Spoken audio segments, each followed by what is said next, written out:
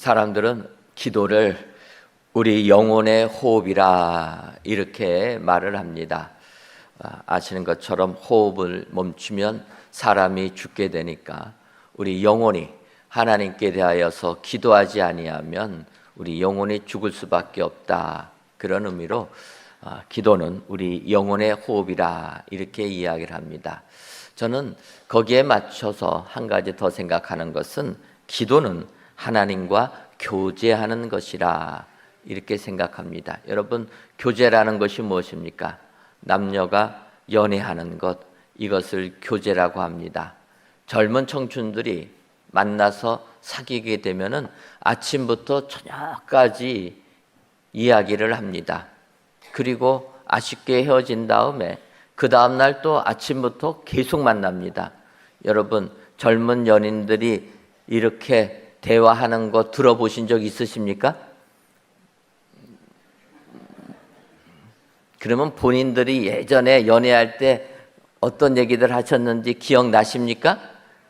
그것도 다 기억이 안 나고, 사실 연인들이 교제할 때 대화하는 내용을 보게 되면 별 의미도 없습니다. 재미도 없습니다. 그런데 그 둘은 그렇게 할 말이 많아가지고 밤 늦게까지 하고 나서 그 다음날 또 아침부터 만나서 또 얘기한다라는 거예요. 근데 이런 연인들이 이제 또 결혼을 하게 됩니다. 그리고 가정을 이끌면서 세상 일에 탁 빠지다 보면 어떻게 됩니까? 대화를 못하는 거예요. 가정에 대화가 끊어지면 어떻게 됩니까? 큰 문제가 생기는 겁니다. 마치 우리가 하나님과 이 기도라는 것이 교제하는 것이라 이야기하는 것은 하나님과의 대화가 끊어지게 되면 하나님하고의 관계도 멀어지기 때문에 우리는 항상 기도라는 것은 하나님과 교제하는 것이라, 사귀는 것이라 이 생각을 가지고 우리가 믿음 생활을 해야 될 줄 믿습니다. 뿐만 아니라 예수님께서는 이 또 이렇게 하나님과 사귐이 있는 기도 속에 기도의 능력이 있다고 얘기합니다. 귀신 들린 아이를 고치지 못하는 제자들을 향하여서 주님이 말씀하시는 겁니다. 기도 외에 다른 곳으로는 이런 종류가 나갈 수 없느니라. 귀신을 내쫓는 것도 기도의 능력 아닙니까? 왜 그렇습니까? 하나님께 기도하면 하나님이 응답하셔서 귀신을 내쫓아 주시는 것입니다. 기도는 이렇게 능력 있는 것이고 또 하나님과 사귐이 있는 것이기 때문에 우리는 항상 하나님께 기도하는 믿음의 사람들이 되어야 될 줄 믿습니다. 더 나가서 이제 오늘 본문 디모데전서 2장 1절과 2절 상반절까지를 보면, 그러므로 내가 첫째로 권하노니 모든 사람을 위하여 간구와 기도와 도고와 감사를 하되 임금들과 높은 지위에 있는 모든 사람을 위하여 하라. 이렇게 얘기합니다. 사도 바울은 디모데에게 권면해 주는 이야기입니다. 여러분, 디모데가 어떤 사람입니까? 디모데는 사도 바울이 영적으로 낳은 믿음이 아들이라 칭할 정도로 젊은 사람인데, 바울이 전하는 복음을 받아들여서 예수님을 믿고 주께 헌신하여서 주의 몸된 교회를 섬기는 사역자로 봉사하는 사람이 디모데입니다. 그런 디모데에게 사도 바울이 나이 들어서 편지를 쓰는 내용입니다. 그 내용이 뭐냐? 모든 사람을 위하여 간구와 기도와 도구와 감사를 하되 얘기합니다. 그러니까 모든 사람을 위하여 기도하는 건데, 여기 나오는 간구와 기도와 도구와 감사는 기도의 종류들입니다. 여러분, 간구, 간절히 기도하는 것, 기도, 하나님께 원하는 것, 구하는 것, 또 도구, 중보기도 하는 것, 이웃을 위하여 기도하는 것, 감사는 하나님께 감사기도하는 것. 그러니까 모든 종류의 기도를 다 해서 하나님께 기도하라 얘기입니다. 그런데 어떤 기도냐? 모든 사람을 위하여서 이런 기도를 하라라는 것입니다. 그러니까 우리는 모든 사람을 위하여서 기도해야 될 줄 믿습니다. 내 마음에 맞는 사람만 위하여 기도하는 것이 아니라 원수 같은 사람도 기도해야 된다. 성경이 말씀하고 있다라는 것입니다. 여러분, 여러분들 기도하실 때 어떤 사람을 위하여서 기도합니까? 내 마음에 드는 사람, 나하고 뜻이 맞는 사람, 그런 사람들을 위하여서 기도한다라는 것입니다. 원수를 위하여서는 기도가 되십니까? 잘 안 되는 겁니다. 그런데 기도하라라는 거예요. 왜냐? 예수님께서 마태복음 5장 44절에 나는 너희에게 이르노니 너희 원수를 사랑하며 너희를 박해하는 자를 위하여 기도하라. 원수를 사랑하고 박해하는 자를 위하여서 기도하는 사람이 돼야 된다 이야기하는 것입니다. 왜 그렇습니까? 이어지는 마태복음 5장 47절과 48절을 보면 또 너희가 너희 형제에게만 무난하면 남보다 더하는 것이 무엇이냐? 이방인들도 이같이 하지 아니하냐? 그러므로 하늘에 계신 너희 아버지의 온전하신 것 같이 너희도 온전하라. 그러니까 사랑하는 사람만 사랑하는 것은 뭐 이방인과 별 다를 게 없다라는 것입니다. 바꿔 말하면 나에게 잘해주는 사람, 내가 좋아하는 사람만 기도해 주는 것은 예수를 믿던 안 믿던 그건 표시가 안 난다라는 것입니다. 예수 믿는 사람이라면 오히려 원수를 사랑하고 그 원수를 위하여 기도해 줄 수 있는 사람이 돼야 된다 이야기하는 것입니다. 왜냐? 하나님이 온전하시기 때문에 그것이 하나님의 온전하심이라는 것입니다. 우리는 이렇게 믿음 생활하면서 기도의 사람이 되어야 될 줄 믿습니다. 그렇다면 여러분, 우리가 이렇게 모든 사람을 위하여 기도해야 되는 까닭은 무엇입니까? 오늘 세 가지의 내용 가지고 은혜 받으려고 합니다. 그렇다면 모든 사람을 위하여 기도해야 되는 이유는 먼저는 평안한 생활을 하기 위하여서 기도하라라는 것입니다. 디모데전서 2장 2절을 보면 임금들과 높은 지위에 있는 모든 사람을 위하여 하라. 이는 우리가 모든 경건과 단정함으로 고요하고 평안한 생활을 하려 함이라. 무엇입니까?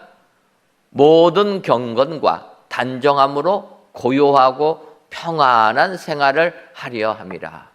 모든 사람을 위하여 기도하는 까닭은 평안한 생활을 하기 위함이라 이야기하는 것입니다. 여러분들 오늘 예배를 드리려고 나오니까 좀 본당이 이상하지 않습니까? 이상한 게 좀 보이십니까? 우리가 음향이 어제 문제가 생겨가지고 갑자기 이렇게 새롭게 세팅을 했습니다. 어제 새벽 기도회까지는 괜찮았는데 오후에 우리 청년들이 주일 예배 준비한다고 본당에서 연습하려고 하다 보니까 음향에서 소리가 튀는 소리가 나는 것입니다. 그거를 해결하려고 밤까지 고민했는데 이게 잘 안 잡히는 거예요. 그래서 이 음향 시스템을 10시 반에 이분들이 가지고 오셨습니다. 주말에 퇴근하고 집 가신 분들 다시 불러가지고 우리 예배 드려야 되니까 음향 설치해달라. 지금 저 뒤에 앉아 계시는데 그냥 졸지에 그냥 퇴근도 못하고 끌려 나와가지고 10시 반부터 설치해서 새벽 3시까지 설치했습니다. 그리고 오늘 이렇게 저희가 그래도 정상적으로 하나님께 예배를 드릴 수 있는 것입니다. 어제 저는 음향이 이렇게 문제가 되는 것을 생각하면서 오늘 이 말씀이 생각났습니다. 모든 사람을 위하여 기도하라. 그리고 왜 기도해야 됩니까? 평안한 생활을 하기 위하여 하라. 근데 모든 사람을 위하여 기도하라 하셨는데 하나를 더 해야 되겠다. 모든 사람과 모든 사물을 위하여서도 기도해야 되겠다. 음향이 문제가 생기니까 어제 다 철회했습니다. 우리 직원들. 평안함이 다 깨진 거예요. 보니까 집에서 전화 옵니다. 왜 밥 먹으러 안 오냐고. 지금 뭐 밥 먹을 시간이 어디 있습니까? 이거 세팅을 다 해야 되는데. 평안함이 깨지는 거예요. 뭐가 문제가 되니까 평안함이 깨집니까? 음향에서 문제가 되니까 5년 동안 아무런 문제 없이 음향을 잘 또 많은 분들이 우리 교회 오면은 너무 음향 시설 잘 돼 있다 칭찬받는 이런 음향 시설이었는데 전날 밤에 비가 많이 와서 그런지 어쩐지 갑자기 문제가 생긴 겁니다. 그러다 보니까 평안함이 다 깨진 거예요. 우리가 이 땅을 살면서 오늘 성경이 말씀하는 겁니다. 모든 사람을 위하여 기도해라.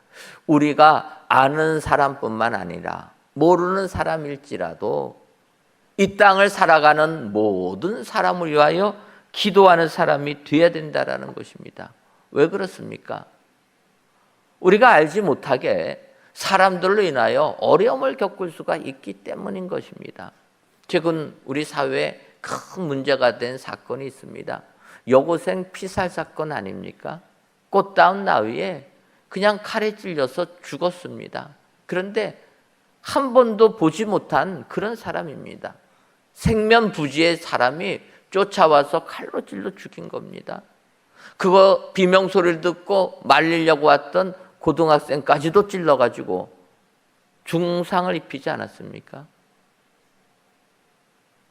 아무도 모르는데 그런 일이 벌어져서 어려움을 겪게 되는 것입니다. 우리는 이 땅을 살아갈 때 평안한 삶을 위하여서 기도해야 될 줄 믿습니다. 내가 아는 사람만 기도하는 것이 아니라 내가 사랑하는 사람만 기도하는 것이 아니라 원수까지도 기도할 때 진정 하나님의 칭찬이 우리에게 임하게 될 줄 믿습니다. 뿐만 아니라 바울 사도는 임금들과 높은 지위에 있는 모든 사람을 위하여 하라 이렇게 이야기를 합니다. 임금들과 높은 지위에 있는 사람들, 우리가 말하면 위정자들을 위하여서 기도하라라는 것입니다. 여러분, 우리가 이 땅을 살아보면 우리 위정자들이 어떤 사람은 마음에 드는 분이 위정자가 될 때도 있고 마음에 안 드는 분이 위정자가 될 때도 있습니다. 그런데 성경은 권세 있는 자를 위하여 기도하라라는 거예요. 그런다고 또 기도한다고 또 위정자 잘못되라고 기도하는 게 아닙니다. 여러분, 그런 건 기도가 아닙니다. 잘 되도록 국민들 잘 섬기고 나라 부강하게 만들고 정말 감옥 가는 대통령이 아니라 인정받는 대통령 되달라고 기도해 줘야 된다는 거예요. 근데 왜 그렇습니까? 위정자들이 제대로 되지 못하면 백성들이 고생하기 때문인 것입니다. 사실 여러분, 바울 사도가 이 디모데서를 디모데에게 보낼 그때는 바울 사도가 당시 권세자들에 의해서 온갖 고난받을 때입니다. 감옥 갔다 오기를 계속했던 그런 때입니다. 그런 바울 사도가 그 자기를 감옥에 넣었던 권세자들 사라지라고 기도한 게 아니라 그들이 잘 되도록 기도해 주라라는 것입니다. 우리는 이런 기도의 폭을 넓혀서 하나님의 수준으로 기도의 내용이 업그레이드 될 줄 믿습니다. 여러분, 위정자를 위하여 왜 기도해야 됩니까? 위정자가 잘못되면 백성들은 어렵습니다. 우리가 아는 대로 솔로몬 왕을 뒤이어서 르호보암이 이스라엘 나라의 왕에 올라갑니다. 젊은 르호보암이 왕이 되니까 솔로몬 때 핍박받아가지고 망명생활을 하던 여로보암이 애굽에서 돌아와서 이제 젊은 왕, 새로운 왕 르호보암에게 부탁을 합니다. 그 부탁의 내용은 당신이 알듯이 당신의 아버지 솔로몬은 성전 건축하고 또 자기 왕궁을 건축한다고 수십 년 동안 백성들 심한 노역에 시달리게 만들었으니 이제 당신이 왕이 되었으면 이제는 백성들의 그 노역을 조금 감해달라 이런 부탁을 했던 것입니다. 그러니까 그 말을 들은 르호보암이 신하들을 모아서 의견들을 묻습니다. 먼저 솔로몬 안 때부터 왕을 섬겼던 그 충신들이 이야기합니다. 왕이여, 여로보암이 이야기한 게 맞는 이야기입니다.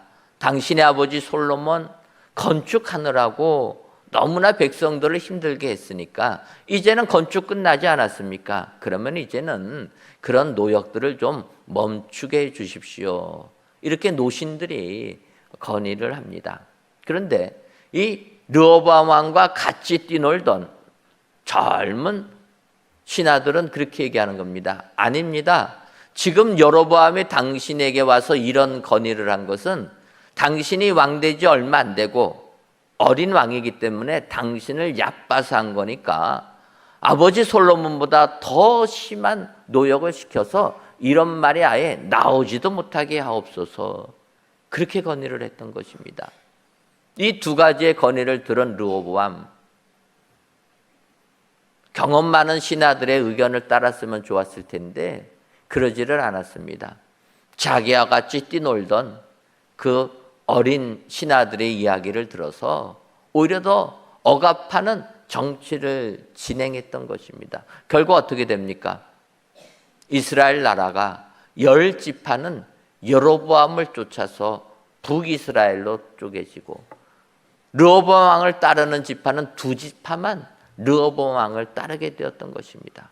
그래서 통일 왕국이 남북으로 갈라지고 수백 년 동안 서로 갈등 속에서 산 것이, 같은 민족인데도 갈등 속에 산 것이 바로 이 르호보암 왕 때 시작된 것입니다.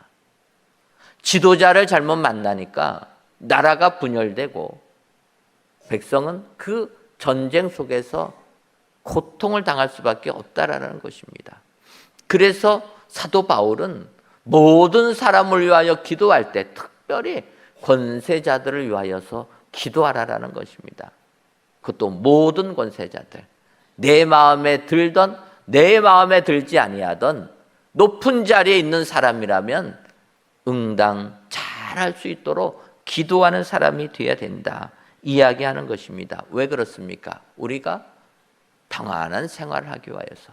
오늘 귀한 예배를 드리시는 사랑하는 성도 여러분, 바라기는 사도 바울이 디모데에게 권면했던 이 권면의 말씀이 여러분들의 말씀이 다 되셔서 모든 사람을 위하여 기도하시는 여러분 되시기를 바랍니다. 모든 사람을 위하여 기도할 때 우리의 삶이 평안한 삶이 된다 기억하셔서 이런 성도님들 되셔서 주님의 칭찬을 듬뿍 받으시는 저와 여러분들이 되시기를 주님의 이름으로 축원합니다. 다음으로 모든 사람을 위하여 기도해야 되는 이유는 그것이 하나님 앞에서 선한 것이기 때문입니다. 디모데전서 2장 3절을 보면 이것이 우리 구주 하나님 앞에 선하고 받으실 만한 것이니, 그러니까 모든 사람을 위하여 기도하는 것이 하나님 앞에서 선한 것이라는 것입니다. 바꿔 말하면 좋은 것이라는 것입니다. 왜냐하면 이 3절을 세번역에서는 이것은 우리 구주 하나님께서 보시기에 좋은 일이며 기쁘게 받으실 만한 일입니다, 이렇게 번역한 것입니다. 하나님께서 보시기에 좋은 일이다. 여러분, 모든 사람을 위하여 기도하는 것이 하나님께서 보시기에 좋은 일이라는 것입니다. 그러니까 하나님이 기뻐하고 하나님이 원하시는 일이라, 이것이 선한 일이라는 것입니다. 사실 여러분, 선하다, 좋다 이런 단어는 우리가 뭔가 수치적으로 객관화할 수 없는 단어, 이 주관적인 단어가 이런 단어입니다. 뭐 예를 들면 우리가 아름답다. 여러분, 아름다운 것이 보는 사람마다 다른 것 아닙니까?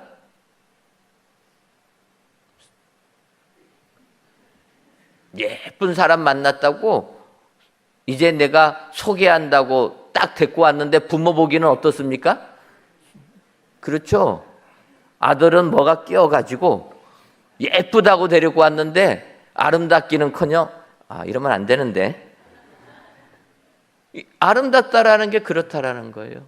이게 주관적이라 보는 사람 눈에 따라 다 다릅니다. 우리가 아는 대로 미얀마에 카렌족이라는 족이 있습니다. 그 족은 여러분들이 들으셨겠지만 목에 뭐죠? 사슬은 아니고 목 팔찌라고 해야 되나요? 목에 링을 끼워서 목을 늘리는 거예요. 그래서 그분들은 아름다운 여성이 이 링이 많은 사람일수록 더 아름답다라는 거예요. 근데 여러분, 목을 이렇게 인위적으로 늘리면 어떻게 됩니까? 쉽게 목뼈가 부러지는 것 아닙니까? 그 얼마나 기형적이고 고통이 있겠습니까? 지금 우리들의 볼 적에는 미는커녕 고통 속에 있는 정말 인권이 사라지는 것이라 안타까운 마음이 드는데, 이 카렌족에 있는 사람들은 아닌 거예요. 이게 예쁘다라는 겁니다. 이게 미의 상징이고 기준이 되니까 계속 목에다가 링을 끼워서 그냥 높이는 겁니다. 여러분, 아름답다라는 게 그런 개념 아닙니까? 그럼 좋다라는 건 무엇입니까? 우리가 객관화를 못합니다. 선하다, 뭐가 선하다는 거예요? 객관화를 못합니다. 하지만 이 선하다라는 것은 성경에서는 객관화를 시킬 수가 있습니다. 왜 그렇습니까? 예수님께서 누가복음 18장 19절에 예수께서 이르시되 내가 어찌하여 나를 선하다 일컫느냐, 하나님 한 분 외에는 선한 이가 없느니라.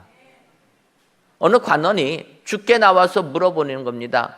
선한 선생님 하면서 물어볼 때 주님이 말씀하시는 거예요. 왜 나를 선하다고 하느냐? 선하신 분은 하나님 외에는 선한 이가 없다. 바꿔 말하면 하나님은 선하시다라는 거예요. 그러니까 하나님이 선의 기준이 되는 겁니다. 그러니까 하나님이 좋다 하는 거는 좋은 거고, 하나님이 선하다 하면 선한 거고, 하나님께서 악하다 하면 악하다라는 것입니다. 성경은 이것을 말씀으로, 하나님으로 기준 삼고 있다라는 것입니다. 근데 여러분, 그러면 하나님이 좋다 여기는 게 어떤 겁니까? 하나님 보시기에 좋았더라. 어떨 때 이 말씀이 나옵니까? 창세기 1장 천지를 창조하실 때 나오게 됩니다. 하나님께서 천지를 창조하시면서 빛부터 창조하지 않습니까? 빛이 있으라. 빛부터 창조하시는데 빛이 하나님 보시기에 좋았더라. 하나님께서 창조하시는 것마다 물을 만드시고 땅을 나누셨을 때 보시기에 좋았더라. 풀들을 만드셨을 때 좋았더라. 바다 생물을 만드셨을 때 보시기에 좋았더라. 동물을 만드셨을 때 보시기에 좋았고, 사람 만드시고, 그래서 마지막 창세기 1장 31절 상반절에 보면 하나님이 지으신 그 모든 것을 보시니 보시기에 심히 좋았더라. 이렇게 말씀하고 있다라는 것입니다. 여러분, 하나님이 보시기에 좋은 것, 그것은 생명이 탄생하는 것, 이것을 기뻐하시는 것입니다. 하나님이 우주를 창조하시면서 생명을 주시는 겁니다. 빛부터 만들지 않습니까, 여러분? 왜 빛부터 만드십니까? 빛이 있어야 생명체가 탄생될 수 있는 것입니다. 물을 만드시지 않으십니까? 물을 나누십니다. 물이 있어야 생명체가 있게 되는 것이고, 풀이 있어야 생명이 나오게 되는 것입니다. 우리 하나님은 보시기에 좋았더라. 생명을 창조하는 것, 이것을 좋다고 하는 것입니다. 그렇다면 모든 사람을 위하여 기도하는 것, 이것이 하나님께서 좋게 여기신다라는 거예요. 왜 그렇습니까? 모든 사람을 위하여 기도하면 모든 사람이 생명을 얻기 때문에. 그래서 세 번째 단락을 보게 되면, 세 번째 대지에 우리가 왜 모든 사람을 위하여 기도해야 됩니까? 모든 사람이 구원받기를 원하시기 때문에. 여러분, 우리 하나님은 모든 사람이 구원받기를 원하시는 줄 믿습니다.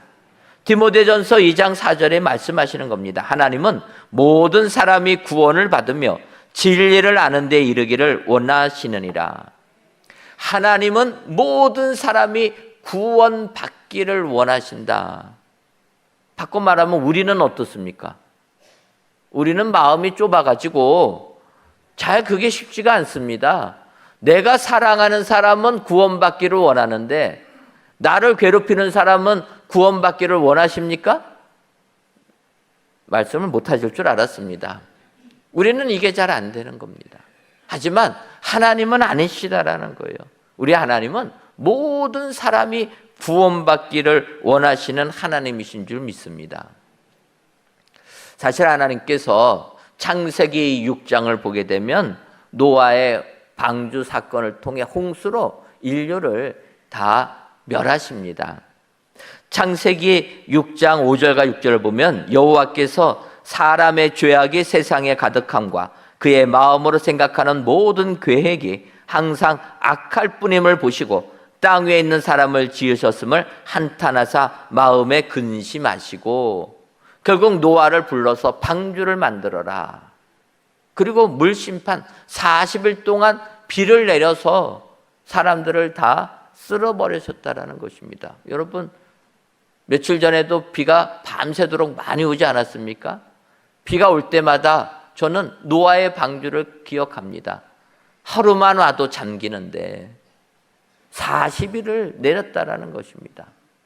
창세기를 보면은 땅도 흔들립니다. 그러니까 큰 비와 지진, 지각의 변동까지 있는 이런 엄청난 자연재해가 임하게 되었다라는 것입니다. 그때 모든 생명이 다 죽음을 당했지만 노아의 방주에 승선한 노아의 8 식구들, 그 외 모든 2쌍 내지 7쌍의 육축들, 그 생명체들은 살아났다라는 것입니다. 바꿔 말하면 방주에 승선한 자들만 살아나게 되는 것입니다. 그래서 우리 교회가 태바 공동체라고 하는 것 아닙니까? 우리 교회 새로 등록하시는 분들이 계십니다. 새로 오신 성도님들이 우리 교회 이렇게 하다가 우리 교회는 태바 공동체로 모입니다. 태바 리더들이 연락할 테니까 전화 잘 받아주십시오. 이렇게 말씀을 드리면 교회 왔더니 구역이란 단어도 안 쓰고 갑자기 태바라고 하는데 나는 태바가 뭔지도 모르겠고 혼란하다고 얘기를 하십니다. 혼란해 하실 거 전혀 없습니다. 구역이라는 이름을 태바로 바꾼 것 뿐입니다. 간단하지 않습니까? 그냥 구역같이 생각하시면 됩니다. 이름이 무엇입니까? 태바. 태바가 뭡니까? 방주. 그래서 우리 교회는 구역에 속한 분들이 방주에 승선한 것처럼 모두가 다 예수님 믿고 구원받는 식구들이 되어야 된다. 그런 의미로 태바라고 이름을 바꾼 겁니다. 여러분, 교회를 나오면서도 구원의 확신이 없으신 분들이 계십니다. 예배는 드리면서도 진정 예수님이 나의 구주인 것을 확실하게 믿지 못하는 이런 분들이 계시다라는 것입니다. 그래서 우리 교회는 노아의 방주에 탄 노아의 8 식구들이 다 생명을 구원받은 것처럼 우리 교회에 나오는 분들은 진정 예수님만이 나의 구주인 것을 믿고 영생의 축복을 받기를 원하여서 태바 공동체로 이름을 바꾸게 된 것입니다. 하나님께서 이렇게 노아의 홍수를 통하여서 인류를 심판한 다음에는 노아하고 언약을 하십니다. 그러면서 얘기하십니다. 다시는 모든 생물을 홍수로 멸하지 아니할 것이라. 그 이후부터는 인류가 범죄하여도 이렇게 전체 인류를 멸하지는 아니하신다. 약속해 주셨다라는 것입니다. 우리는 이 하나님의 사랑을 기억해야 되는 줄 믿습니다. 하나님은 모든 사람이 구원받기를 원한다. 그런데 여러분, 우리가 속해 있는 장로교의 이 교리 중에서 장로교는 예정론으로 유명한 이 교파가 장로교입니다. 여러분, 그 예정론이 무엇입니까? 하나님께서 구원받을 자는 태초부터 예정하셔서 구원해 주시고 구원받지 못할 자도 태초부터 예정하셔서 구원받지 못하게 하셨다. 이거가 우리 장로교의 교리입니다. 왜냐하면 칼빈, 그분이 프랑스 분이라 요즘에는 칼뱅이라고 합니다. 칼뱅이 이 이중 예정론을 주장해 가지고 바로 우리는 예정돼 있다라는 것입니다. 그러다 보니까 많은 사람들이 이것에 대하여서 좀 아닌 것 같다 이런 얘기를 하는 거예요. 왜 그렇습니까? 로마서 10장 13절만 봐도 누구든지 주의 이름을 부르는 자는 구원을 받으리라. 여러분, 누구든지 예수님의 이름을 부르는 자, 바꿔 말하면 내가 예수님을 믿습니다 하는 자는 구원을 받는다라고 했는데, 예정이 안 돼 있으면은 구원받지 못하는 것 아닙니까? 그래서 이걸 못 받아들이는 겁니다. 그런데 이 칼뱅이 예정론을 주장한 이유가 있습니다. 그것은 이 뒷부분, 영벌로 예정된 자는 구원받지 못한다, 이거를 강조하려고 하는 게 아니라 앞에 있는 부분을 강조하려고 예정론을 이야기하는 겁니다. 이유가 무엇입니까? 여러분, 우리가 복음을 전하다 보면은 아무리 전해도 안 믿는 사람들이 있습니다. 안 받아들입니다. 또 이 땅을 살다 보면은, 삶을 보게 되면은 저런 사람은 구원받으면 안 될 것 같은 사람 있지 않습니까? 우리 사회에서 문제되는 것들을 보면은 그런 사람이 어떻게 구원받아 천국에 가냐? 여러분, 그런 사람을 천국에서 만날 걸 생각하면은 끔찍하지 않습니까? 우리는 그렇다라는 거예요.